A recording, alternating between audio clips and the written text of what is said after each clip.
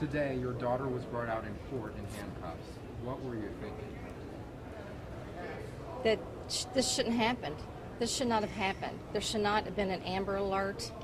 She was trying to protect her child from this father that lives in Florida that came to get the child. The judge in Hamilton County signed the child over to him. He has never had custody of her. My daughter and the father has never been married. I'm just scared for her, you know? I mean, she's my daughter. They've taken my grandchild away. I may never see her again.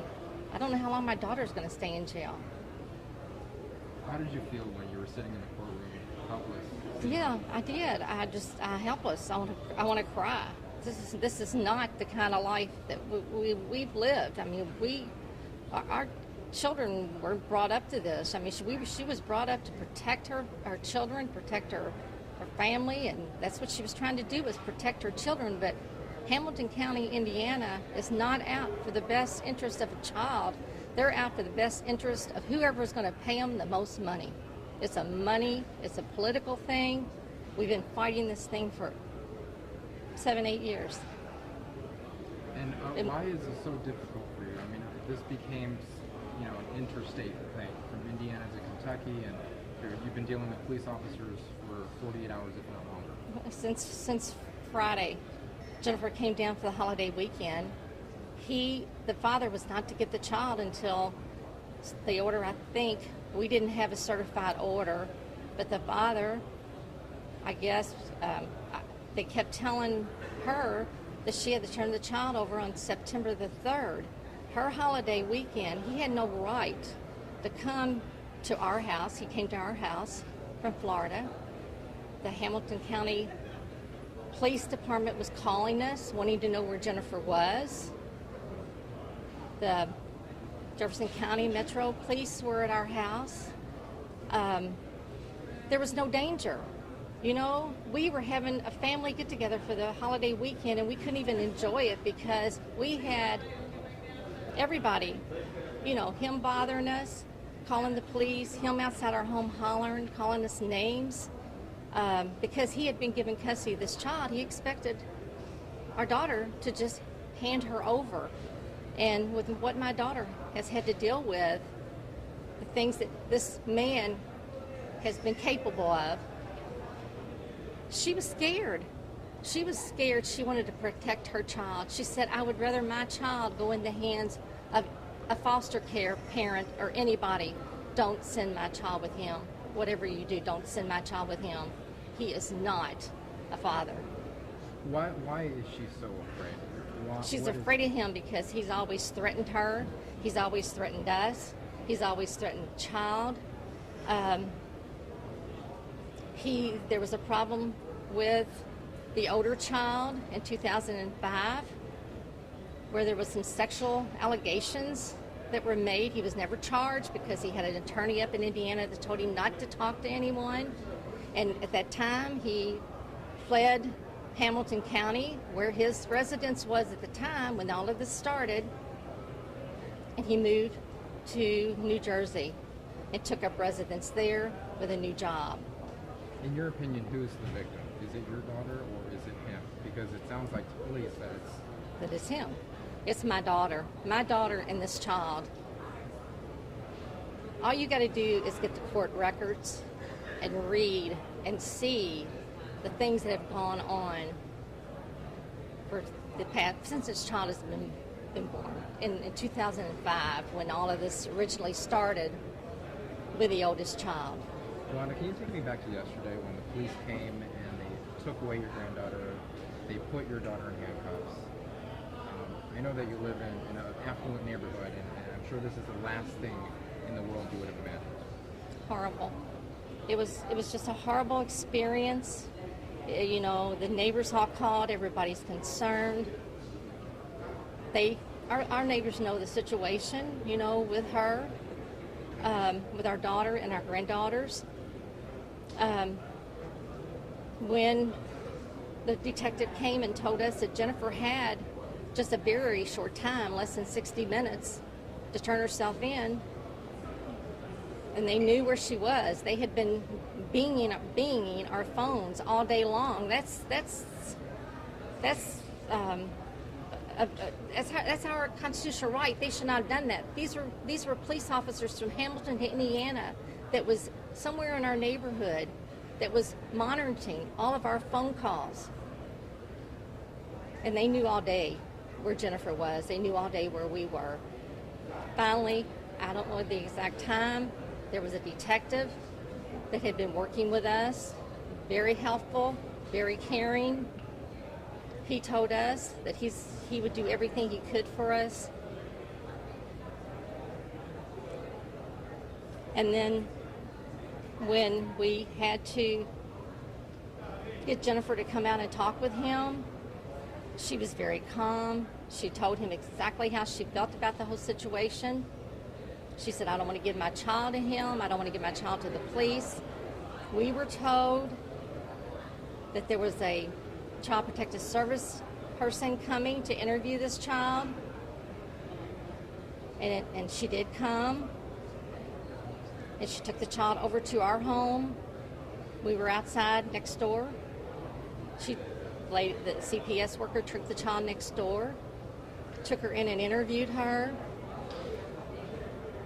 The child was hysterical. She was on the floor screaming. She was very, I don't know how to say. The child was just distraught, to no end. How did that make you feel to see your granddaughter like that? Oh, it breaks my heart. It breaks my heart. And the officers took her away. Her aunt did get to go in the car, the police car, when they took her to Indiana. We were told by the protective service lady that was out that they were going to take her up there. They were going to meet with another Child Protective Service up there. They would interview her. They would take her report from Louisville, from our home, send it up there, and it would be taken before a judge last night. We were up there, I see, probably 11 o'clock last night at Fisher's Police Department. And when we got up there, we went in. They took our car and parked it in the garage so nobody, could get to us. They rushed us in.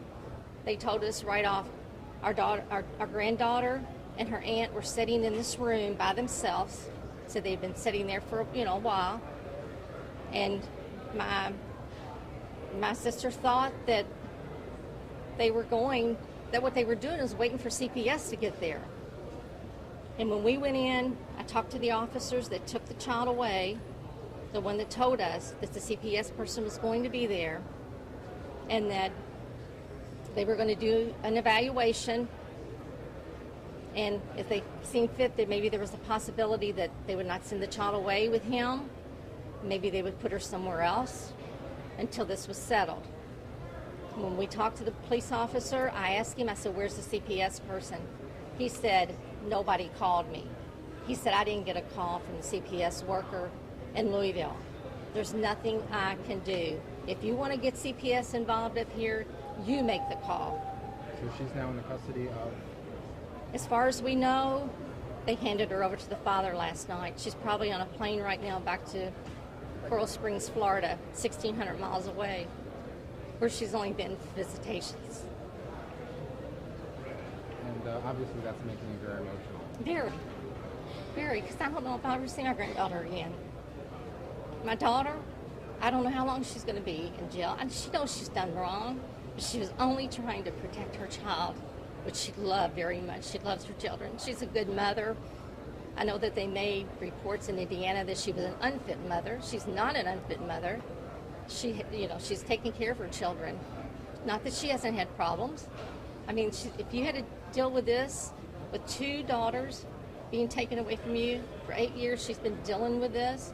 Wouldn't you be hysterical? Wouldn't you go off and fight for your child, for the safety of your child, for all the things that has happened in the court up in Hamilton County?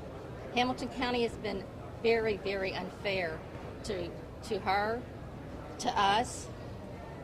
And we're to the point to where Jennifer's gonna come back to Louisville. She never wants to go back up there anymore.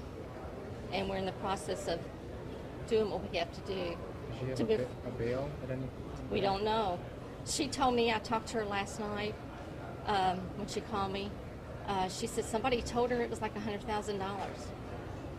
But the judge this morning didn't say anything. He just said that they were going to send her back. But she was told by the detective when he talked to her yesterday before they took her away that she could tell the judge that she did not want to go back. But they told her last night that she couldn't do that. She had to go back because the charges were from Indiana. There's no charges on her here. It's Indiana. And also the Amber Alert should have never been. The detective that we dealt with yesterday, he talked to Indiana all day yesterday. As from my understanding, they gave him a very hard way to go over the situation because he got the Amber Alert lifted here because there was no reason. That child was not in danger. My daughter was not going to hurt her. You know, she was very upset because somebody was going to take her away, just like I am. I'm upset that my granddaughter's been taken away. My daughter is in jail. She's never had any kind of a record. She doesn't drink, she doesn't smoke, she doesn't do drugs. I mean, she's not a prostitute. There's prostitutes that's got their kids. Why does my daughter not have her child? Why? Either one of her children. Because of two fathers up there that had the best high-paid lawyers that's in Indianapolis. That's why. That's why. It's what do you call it? It's corrupt. Very corrupt.